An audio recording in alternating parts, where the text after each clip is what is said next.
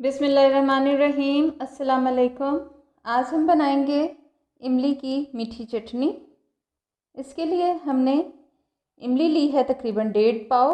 उसे हमने रात भर गर्म पानी में भिगो दिया था। गर्म पानी में भिगोने के बाद आप हाथों से मसल कर उसका सारा पल्प निकाल लें और गुठलियों को एक बार फिर थोड़ा सा पानी डालकर हाथों से मसल लें और वो पानी भी इसमें शामिल कर दें। ये देखिए, ये पल्प हमारा इस मिक़दार में हमारे पास मौजूद है। ये तकरीबन इतना थिक होना चाहिए।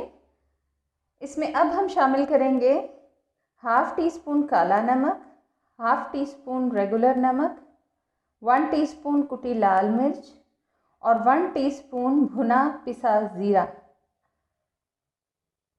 ये तमाम चीज़ें शामिल करने के बाद हम इसको 2 से 3 मिनट पकाएंगे।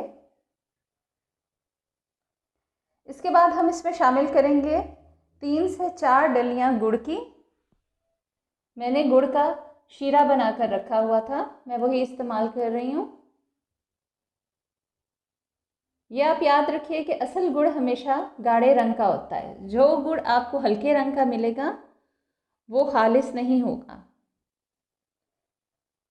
और साथ ही हम शामिल कर देंगे 1 कप चीनी।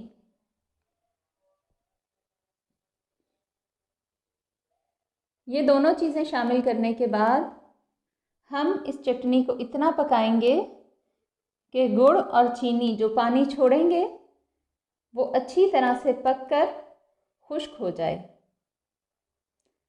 ये देखिए, पानी हमारा चीनी और गुड़ का खुश्क हो चुका है।